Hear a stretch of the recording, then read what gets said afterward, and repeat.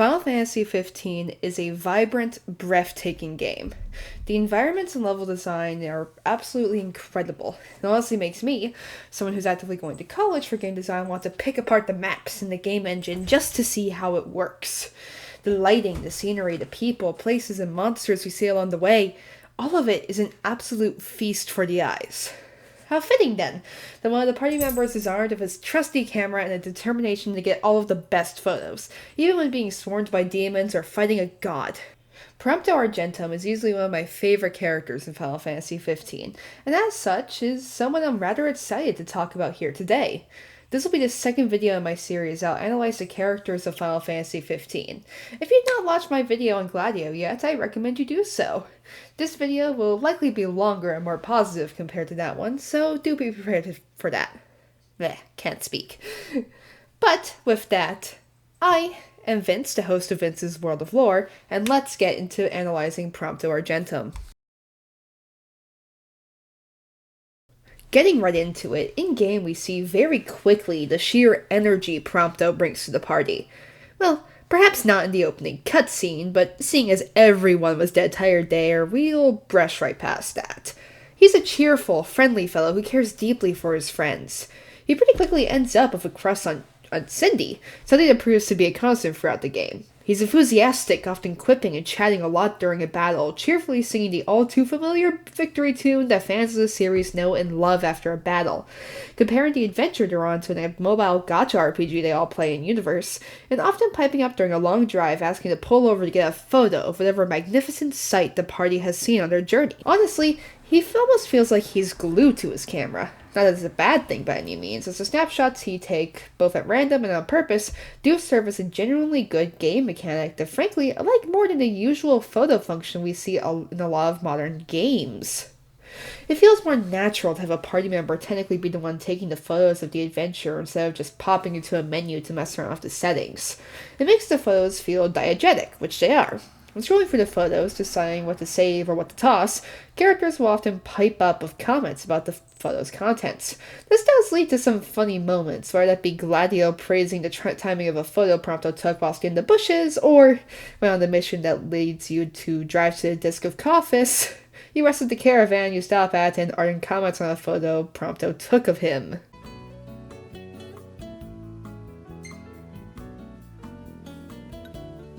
Well, if it isn't yours truly. If you'd rather not be in photos? Oh, I don't mind at all. Snap away for His Highness's collection. What? Prompto, don't take photos of people who are actively talking to you and are rather suspicious. It's rude. But, along with snapshots of battle or cutscenes, Prompto takes a lot of photos of things that we don't actually see in-game. Photos of Noct Rignas driving, the party running around, selfies either by himself, with the party, or of himself on Chocobo back. There are a good many photos of the party posing in random spots too. It's adorable and it does actively fit what a photo-happy person would do on the road trip. I know that from experience. All in all, Prompto's enthusiasm for photography is a great way to work random screenshotable moments into the actual story. Honestly, I'm almost exclusively using some of these photos as the thumbnails for these videos, minus Noctis and Arden's videos. I'm still deciding on their thumbnails, and I feel like I can get some good actual screenshots that will work a lot better than Prompto's random photos. But, all of Prompto's enthusiasm aside, we do start to see some cracks in his cheerful, trusting demeanor, along with a bit of caution and hesitation that starts to become rather clear. It's pretty quickly obvious that he's not all too familiar with the practices of the royal family, the king's calling, or the details of the war with Niflheim or the oncoming peace. Hell, even things like messengers, like Gentiana, or how things like the Oracle work, or what little we know about the king's calling early in game. It sets up from the beginning that Prompto, unlike Gladio and Ignis, haven't known Noct for that long. Even in the opening cutscene, he seems a bit nervous or hesitant around King Regis, and later questions if wearing their Crownsguard uniforms is even okay. Both of these do indeed make sense, when according to the prologue Parting Ways, he only just officially joined the Crownsguard. Hell, he has only personally known Noctis and the rest since high school. He's not been in the known for that long, which leads me into my next point. I'll only touch on this briefly, as it will be the subject of a later section, but we do get some glimpses of the feelings of inferiority he has when compared to the rest of the party. If you rest at a certain motel, I legitimately cannot remember which, I've only seen this once, you do get a fairly sweet scene of Prompto confiding in Noctis. He admits he feels lesser than the rest of the party, as he's not a royal and he's not strong in his own eyes, even to the point where he calls himself nothing. He admits that he's not as good with people as Gladio is, and doesn't think he's smart compared to Ignis. Despite that, he loves being with the party, to the point where he often forgets his own perceived faults for a time. But then, in his words, reality hits me like a splash of cold water, and I remember that I don't belong. But I want to. Every moment, I'm desperate to earn my place, to prove that I'm good enough. Honestly, been there, buddy. It's always the comic relief characters who are depressing, but that's merely the half of it, as I'll get into later. But despite all of his perceived flaws, Noctis reassures him. It's a really sweet scene, and I recommend actually sitting through it and choosing the nice dialogue options for yourself. If any of you guys know which motel you need to rest at to get the cutscene, please leave it in the comments down below. I want to show my friend that actually exists beyond using this video as a reference. Despite the cracks that start to show his inferiority complex, or just his general fears, Prompto continues on his merry way through this perilous road trip that the game follows. He's enthusiastic about getting a photo of Titan, coins a silly term for going in and destroying an Imperial base, gets along well with Aranea when the party goes in search of Mithril, and eagerly explores Accordo with his camera in hand. Even when things take a turn for the worse, with Lunafreya getting killed, Ignis getting blinded, and tension brewing in the party, he still tries to keep the morale up. He checks in to make sure that Ignis feels like he's up to finding the royal tomb in Cartanica, attempts to go after Noct when he storms off after his fight with Gladio, and ends up sticking with Ignis afterwards. He tries to joke and keep the mood light like usual during the subsequent mission, and is almost always the first to help Ignis back to his feet. Even when the party is going through hell, he tries his damn best to keep everything going. Which makes what comes next rather tragic.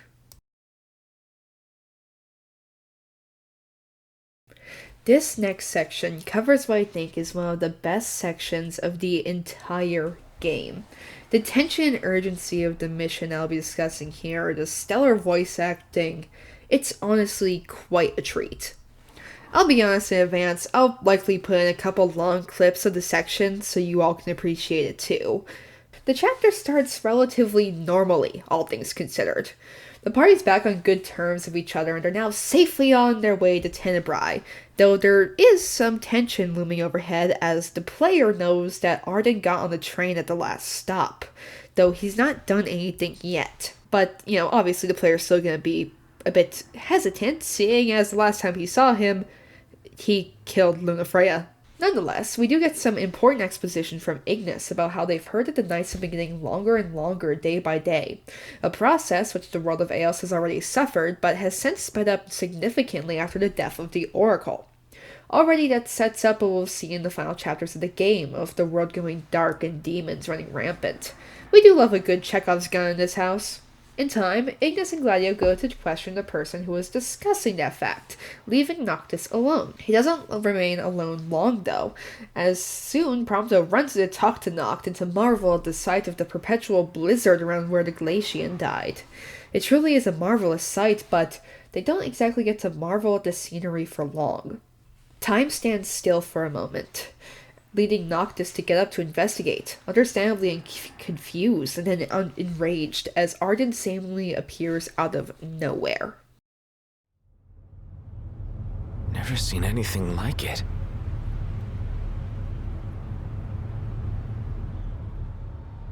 Doesn't make any sense.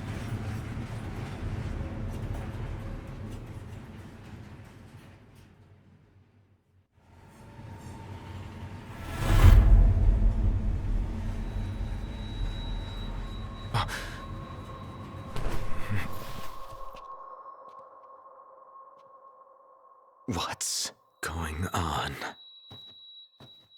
It's a real mystery. I'm not liking that snow cloud. Kind of gives me the chills. Like, who comes up with this stuff? I couldn't dream something like this if I tried. The hell are you doing here? What's going on? The time standing still thing is naturally going to be strange for any new players, but Arden's appearance doesn't seem completely out of the blue. As I just said, we did just see him get on the train at the end of the previous chapter. So naturally, much like Noctis, a player is quick to strike. This seemingly surprises Arden, who also seems freaked out that the Prince of Lucis would understandably want to attack Lunafreya's killer? What are you doing here? What's going on? Easy there, buddy. Oh. Shut up! Be careful there. Wait, is this for real? Noctis attacks again, of course further confounding Arden with his attempts to kill him, and he quickly flees. This feels odd. So far when interacting with him, he's been completely at ease, confident, unbothered by any hostilities the party has shown him. He's shown up out of nowhere, said cryptic things for seemingly no reason, and only recently started to show his hand when he killed Lunafreya. Seeing him react with fear and proceed to retreat is strange, to say the least. Almost like it's not Arden at all. But Noctis doesn't pick up on that, proceeding to chase him down relentlessly, blaming him for all of the suffering the party has gone through. Noctis is out for blood, and somehow the Chancellor of Niflheim is afraid. What? Oh! Show yourself! Knocked. That son of a bitch.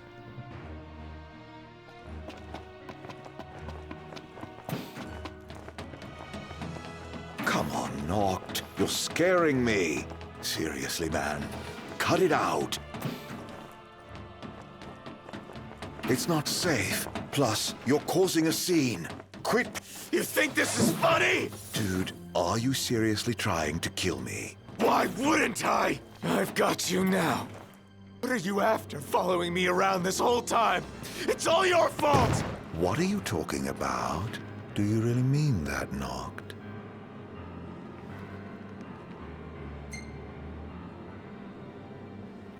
Of course I do! You can't talk your way out of this. You won't even let me. Knocked, please. Can't we talk for a sec? Never. The sequence ends with an explosion, seemingly knocking them both out. When Noct comes to, Arden is nowhere to be seen. Instead, it's Prompto who helps him to his feet and explains the situation. Noct, are you okay? No. Where's Arden? Wait, he's here? If he is, that would explain all this weird stuff happening. I bet he's behind the train stopping. Ignis and Gladio went up to inspect the engine room. I say the two of us go check out the rear. Yeah. That manner of speaking doesn't quite sound normal for Prompto. Oh well, Noctis has bigger fish to fry anyways. Brushing past Prompto's incredibly convincing surprise at Arden being on the train, he agrees to head back to the rear of the train whilst more explosions continue to rock it.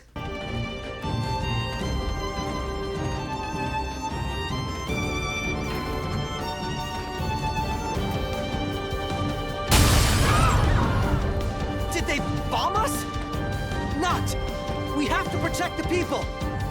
Looks like they've got the train surrounded, front to back.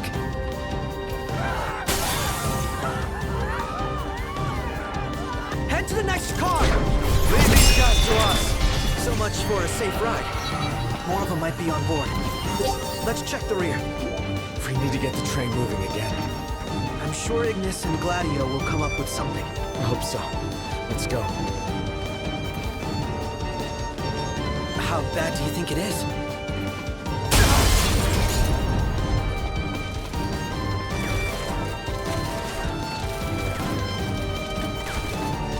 Well, he sounds completely fine and normal there. Maybe the stress is just affecting him, and out of the blue, he's abandoned his usual panic. In time, an aeroblast shakes the train, the culprits being revealed to be Imperial shock troopers, as the Niflheim Empire seems to be attacking the train. Naturally, the two proceed to fend off the Imperial forces as Gladio and Ignis help get the train going. Prompto says some more completely normal things. Crap. The MTs can self-destruct. Can't let them inside. Well then, we take the fight to them. It's huge! We've got company. Sure do. Let the party begin. There's just too many of them. Oh, the fun never ends. Before the train finally starts to get moving. But it's not over yet. Some Magitech soldiers are on the train itself and they need to be handled to keep everyone safe. Look! They're hot on our tail! They're gonna blow us to bits! Not if we blow them up first. How's that now? Oh, well, there's an idea. The Imperial forces just don't stop coming, leading Noctis to warp to the dropships himself and take him out one by one.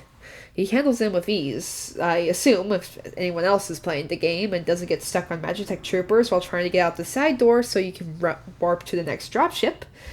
But soon the final one is brought down, and with that, he returns to the train just in time to save a friend. Prompto! Oh! Oh! Ah! How long were you in the dark? This chapter is so well done. The tension, the build-up as more and more things just feel wrong, and the payoff and subsequent horror of realizing Noctis has been threatening and assaulting his own dear friend in the case of mistaken identity. It's absolutely incredible.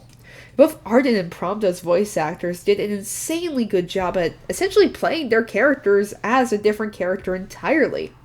It's so well done, and honestly, I think this chapter is one of the best purely story-driven ones in this entire game. As a player, you start to get this horrible feeling as things progress that something is definitely wrong here.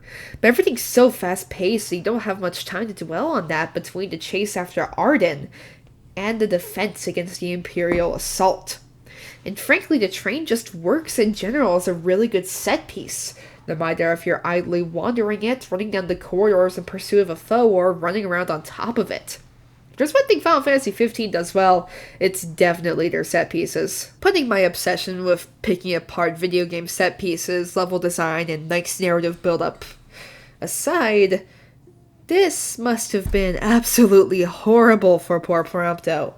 Already the entire party's nerves are frayed at best. The party just came off of a really big conflict with each other, all things considered, and they're actively heading deeper and deeper into the Lion's Den on the way towards the Imperial capital of Gralea. All of that would be bad enough, but think about it. It's likely that only Noctis saw Prompto as Arden. Even if that's not the case, though, poor Prompto wouldn't have any idea what's going on.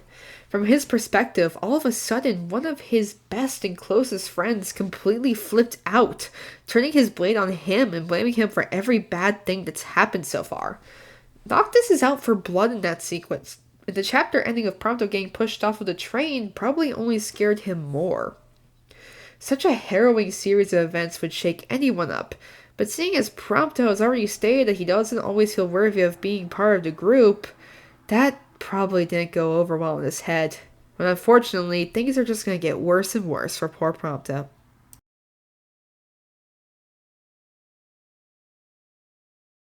Episode Prompto starts out a few days after Prompto was shoved off the train, showing him trudging through the ice and cold of a snowstorm in the direction the train was headed.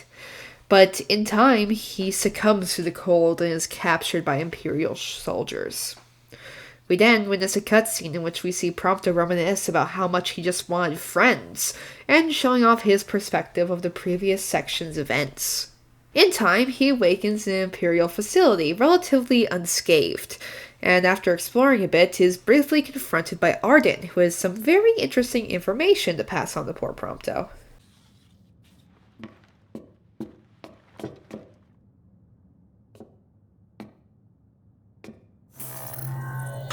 Scanning production code. Huh?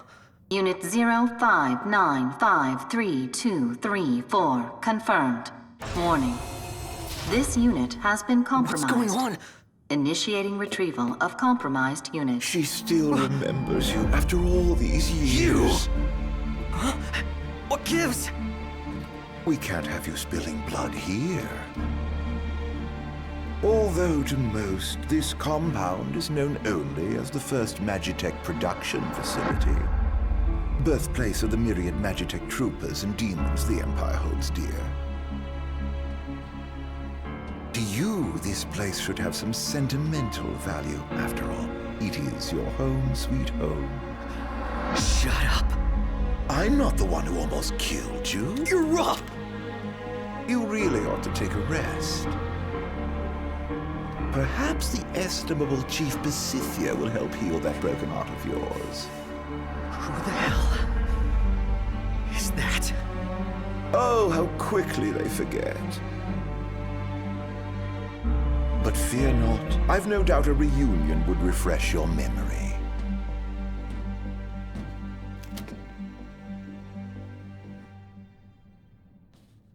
I swear to you all, I'm trying to save most of my talk about this bastard for his and Noctis's videos, but it's really hard to do when the main villain of a game is so constantly present. It's fun though, but he's in every part of the game except for episode Gladio, so you guys just have to put up with it in this series. I'm so sorry. Putting that aside, we've gotten some pretty unsettling information about Prompto here. Well, with the door opening automatically and the automated voice referring to him as a compromised unit, and Arden referring to this place as Prompto's home. Surely all of this could merely be written off as lies, but with that, Prompto was left to go and explore at his leisure, finding some curious audio logs along the way. The first, before we get into the real gameplay, documents how Verstil Besithia started working with Magitech cores and demons to attempt to make his Magitech infantry a reality. As Prompto continues on, more audio logs are found documenting how adults fused with demonic miasma or plasmodia went mad, and Verstil theorizes that infants might be a more suitable host for them. No matter the Final Fantasy game, you always gotta have some sort of unethical scientist somewhere, I guess. To make it even worse, further down the line we find that since finding infants to experiment on is quite a hassle, he takes to cloning his own DNA to make subjects to use as Magitech infantrymen. Let it be known that Research Chief Verstil Besithia is anti-sex. Surely that was the lore you were looking for when you clicked on this video. Before I delve much deeper into the story of this DLC, and trust me, I have a lot to say, and it's actually positive this time, unlike my thoughts on episode Gladio, I do want to give my general overview of the combat in this DLC. Honestly, maybe it's because I never did the thing where I could switch over to Prompto or any of the other characters in the main game, because I just really liked how Noctis played. I don't really like how this DLC plays that much. Aside from using the sniper rifle, trying to play a third-person shooter in a usually fast-paced melee-heavy action RPG feels clunky at best and downright infuriating at worst. This could very well be just a bit of user error, but it just felt bad to play. On subsequent playthroughs, I found myself needing to put the difficulty down to easy mode so I can just get to the story quicker. Maybe some people like it, and kudos to you if you do, but it feels baffling to suddenly be in a third-person shooter type format with control binds that are really different compared to the rest of the game, but still have the main game's properties of ranged projectiles doing more damage the closer you are to a target. Prompto's wielding a literal gun. I should have to be 2 feet from the target to do significant damage. He's the one member of the party who shouldn't have to be within melee distance to do some damage. It feels insulting. Hey, side note, little edit here to the script. This is post-script writing, Vincent. I was getting footage of the game to use in this video to take a break from writing this. It feels insulting that just after I wrote those previous lines, I actually started to play well. The sound just suddenly clicked in my head. I mean, it still feels clunky, but I hate shooter games that play on controller, and I don't like Final Fantasy XV's keyboard controls. So, that's probably part of my issue. That feels a bit insulting in hindsight, so take my words with a grain of salt, honestly. Anyways, back to the actual story of the DLC. Continuing on, Prompto's worst fears are all but confirmed all at once. Heading into this dark room in the facility, Prompto sees people floating in tubes that look uncannily like him. There, we get our first look at Research Chief Versteel Basifia, seeing him speaking to Arden, who mentions that 20 or so years ago, one of the infants that was to be used in these experiments was taken by an attacking Lucian force. He claims, truthfully, that Prompto was that child, and leaves the two for their happy family reunion. Fun fact, before we continue, we do see that Prompto did in fact resemble Basifia in his youth if you were to play through episode Arden. Not so fun fact, we also learn here that the attack on Insomnia was his idea, and he was the one who made this game's version of Diamond Weapon. How I wish episode Gralea got created so we could fight Diamond Weapon ourselves, but alas. Proceeding into the next chamber, Prompto approaches a now mostly demonified Basifia to demand answers, which he does unfortunately get. What's the matter? Have you never seen a man turn before? If those Lucians hadn't intervened, you could have turned too. Because you were cloned from this genius's genes, born of my own flesh and blood. You are but one of millions, created to serve our great empire in the Magitech infantry. To serve you? Yes. And now you've finally come home to Niflheim, my son. Shut up!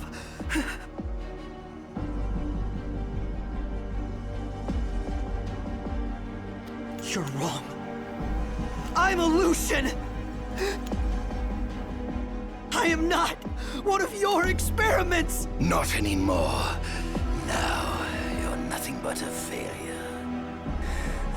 I ought to return you whence you came. Perhaps then you might serve some use. Never!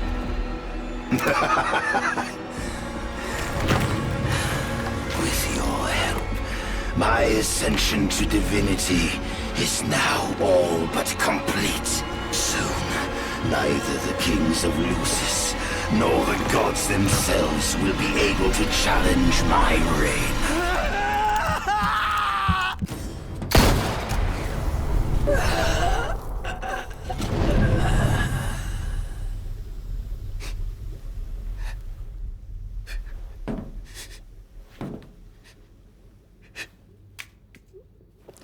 Fun little fact about this scene, it's never explicitly said, and I could very well be wrong. Versteel Basifia could have just put the demonic miasma into himself in this scene, but I can see it lining up quite well if Arden was the one to pass on the demonic miasma to Basifia.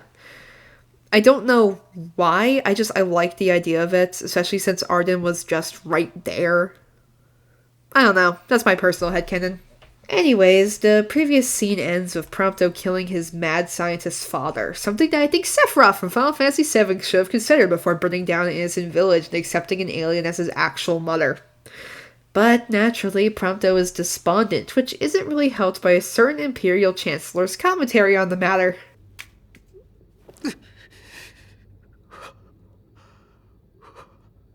Look what you've done. You've gone homicidal. No, patricidal. No. You lose your friends and murder your family. Now you've no one left. Shut up. Shut up. Shut up. Shut up!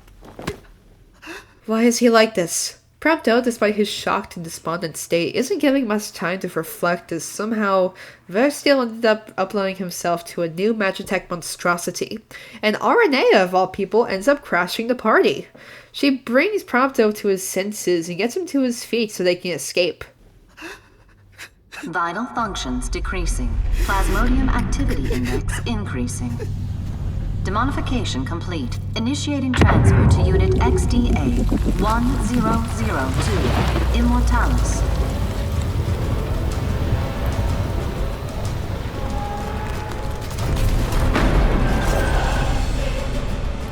You always play hard to get like this? Aranea. Save it, Blondie. On your feet.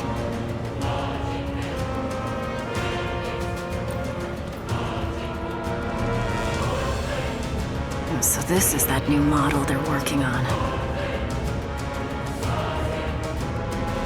I don't know what's got you so shook, but you can deal with it later. Let's move.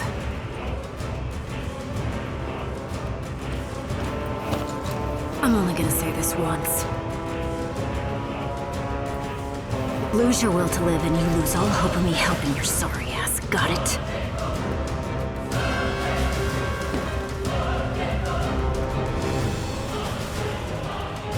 Target detected. She proceeds to hold off the advancing Magitech and demonic forces as Prompto flees to the rendezvous point in the most physics-defying snowmobile in the world. I wish I was kidding. All this happened during my escape sequence.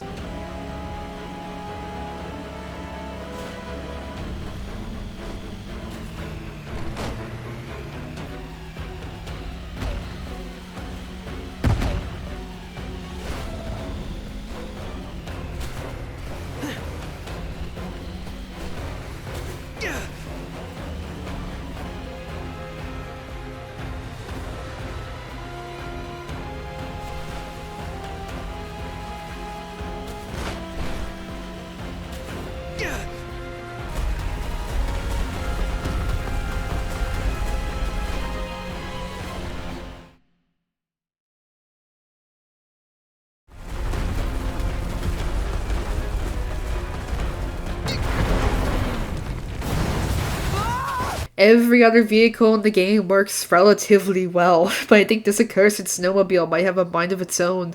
Who knows? We did find it in the first Magitech production facility. Maybe it's objecting to being in the sunlight like any other demon would. Jokes aside, Prompto finds himself on his own. He half-heartedly tries to make light of how quiet it is at camp, barely masking how much he misses the rest of the party. Then his thoughts take a darker turn, leading him to scratch at and then nearly, or actually, depending on your choice in the cutscene, burns his wrist where the barcode lies. Aranea, arriving on the scene, chastises him for attempting such a thing and relates to him that she saw the main party in Tenebrae, and that they're worried sick about him. After some conversation, Prompto admits that he severely doubts the party would want him back after all of that, especially after what he had learned himself this day. That not only was he born in Niflheim, he wasn't ever meant to be a human, instead having been born to be another faceless, nameless Magitech soldier, much like the ones the party have been fighting this entire time. Aranea once more finds herself knocking some sense into Prompto, and this time knocking him onto the ground as she calls out that he's been focusing so much on what other people might want, all these what-ifs. He doesn't yet know what he wants. With that, she leaves him to think, planning to go after Basifia's new project in the morning. The next day, Prompto is awoken by the sound of barking. One wonky snowmobile section later, Prompto finds his way to a dead Magitech soldier and is thrust into a frankly terrifying sequence where he sees himself as a Magitech trooper with a vision of Noctis advancing upon him.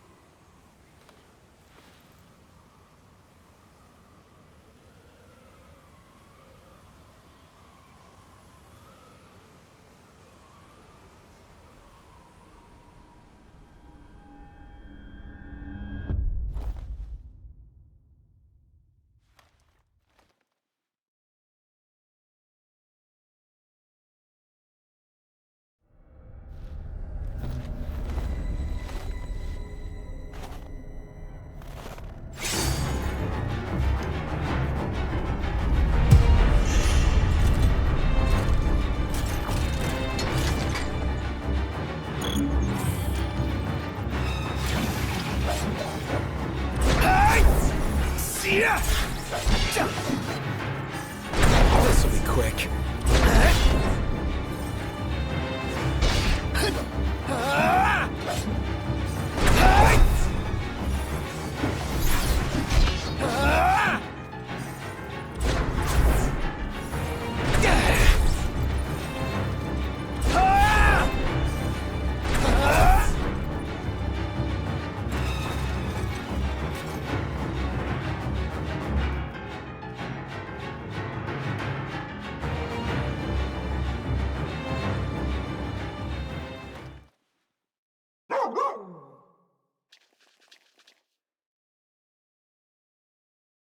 I'll admit, the first time I played this, it spooked me. And I honestly started to feel bad for every enemy I hunted down in game with that power. Like, I feel like in universe, someone being able to teleport to you with a mere throw of their weapon would be absolutely horrifying to witness. But Prompto comes out of his vision unscathed and finds the source of the barking. Prina, Lunafreya's dog. Prina leads him to a field of more dead or dying Magitech soldiers, one of which reaches out to Prompto, who sees himself in it. But he steals his resolve, forcing himself to see past the illusion and pulls the trigger.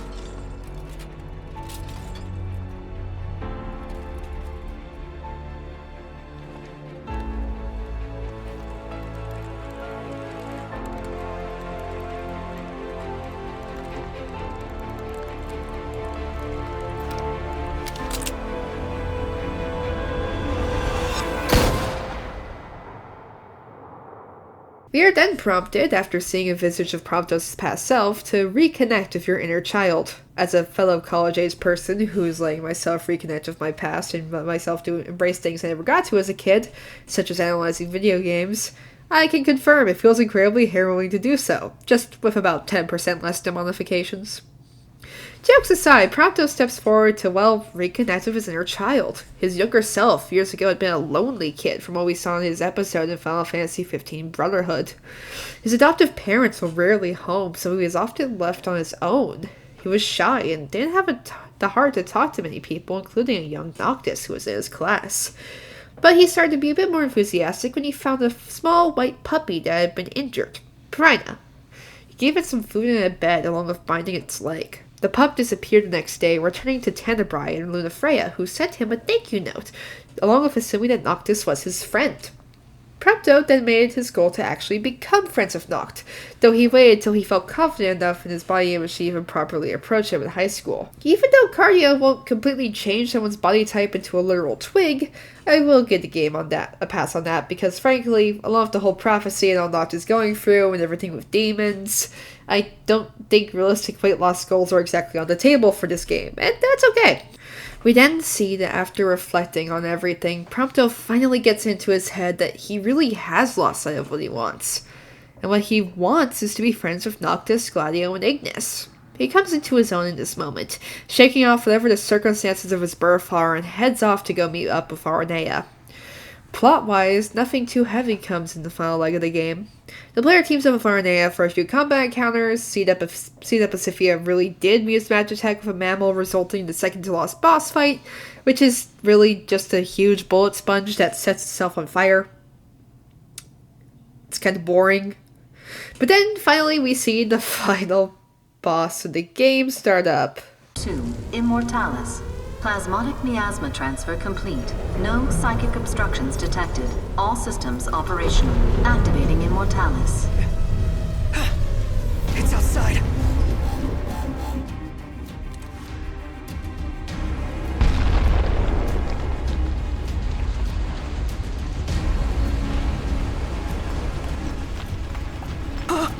It's gigantic. So that's the new model. And that means he must be inside that thing. Hop on! What?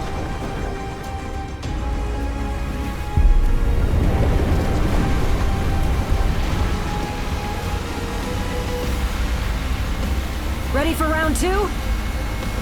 You bet!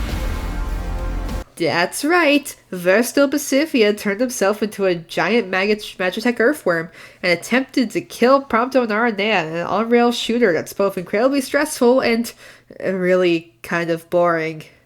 I mean, I've heard of having daddy issues, but Prompto takes it to a whole new level. With the earthworm finally laid to rest, Prompto and Aranea head their separate ways. Prompto is his usual sunny, optimistic self again, has a questionable snowmobile to ride off into the sunset with, and is well on his way to Gralea. Surely nothing can go wrong. Arden, you motherfucker!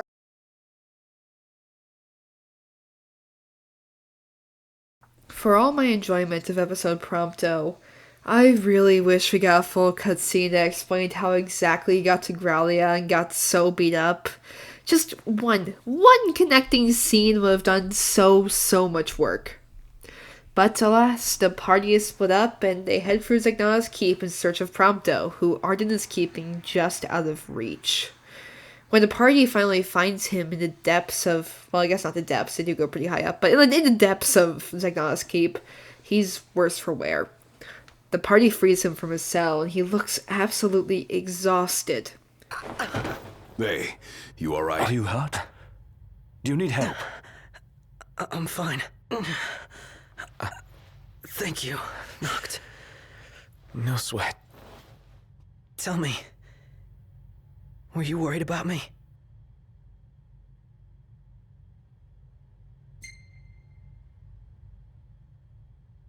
Of course I was. What kind of question is that? Of course.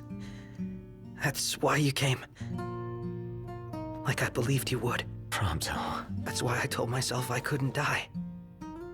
Not until I could see you and hear you tell me I'm not a fake, that I'm the real me. I'm sorry. Don't be.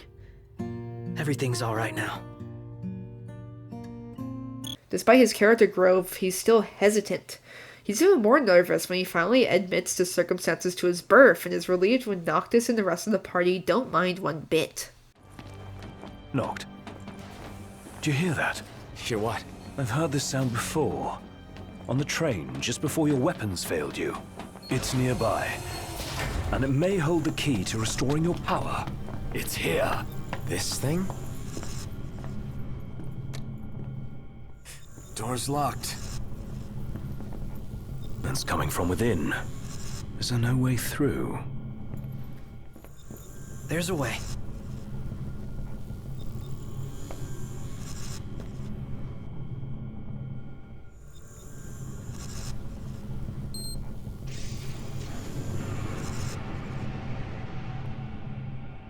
So, MTs, they've got those code prints. Just like I do. Do they? Never looked. Yeah. So, as it turns out, I'm one of them. Not exactly something I could tell people growing up in Lucis. Still, you guys are like the only friends I've ever known. I just hope that things can stay the way they were. Whatever. Who cares where you were born? I don't see you turning against us. Not now or ever. Thanks, guys. Still, I can't change where I came from. What I am. Since when does where you come from matter to you? You never once treated me as a prince. It's got you there. Never so much as a highness. We're done here. Come on, crown citizen. You're one of us, right? Unless you'd rather not be.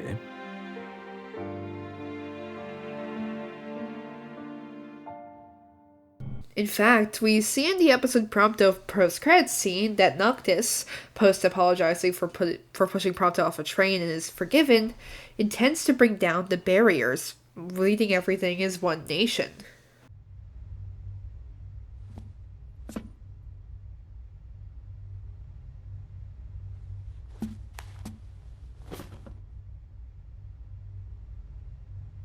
Hey, I'm sorry. For what? For falling right into his trap? And for hurting you like that. I know, right? How could you possibly do such a horrible thing after everything we've been through? Nah, it's okay. You're not the only one who fell for it. Once this is all over, I say we break down the borders. Come together as one nation. Huh? I mean, what does it matter where you're from, anyway? You know, I never thought I'd say this, but you sounded like a real king for a second. Better late than never. I'm gonna make this world a better place. You with me? Uh-huh. Ever at your side.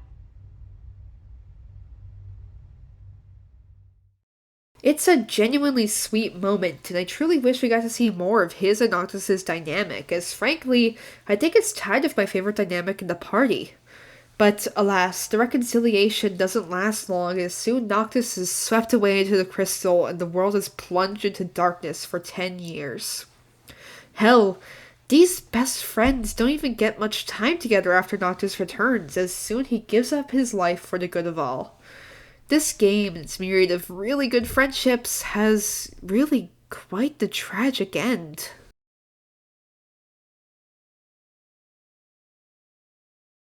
Prompto, in my opinion, has one of the best character arcs in the entire party. I wish that the game was longer, honestly, so both he and the others would have had more times to shine in the main story. But either way, the story we got was really good, no matter how rushed it was or how much development hell it went through. Prompto is incredibly relatable, trying his damn best to be the most optimistic member of the party, trying to keep morale up and not wanting to be a burden to his friends. It's compelling to see such an enthusiastic character damn near broken, and still seeing them bounce back from their lowest of low points. All in all, the writers did a great job with Prompto. With that, I think we'll end the video here. Thank you all so much for watching this video. Stay tuned for the next episode in this little series, which will cover Ignis and the self-sacrificial levels of devotion. If you enjoyed the video, feel free to hit the like button, or share your thoughts on Prompto down below. And if you want to be notified when my Ignis video is up, feel free to subscribe and ring the notification bell. Along with that, the playlist which holds the previous video, the one I made on Gladio, will be on screen in the end screen. I hope you have an absolutely wonderful day.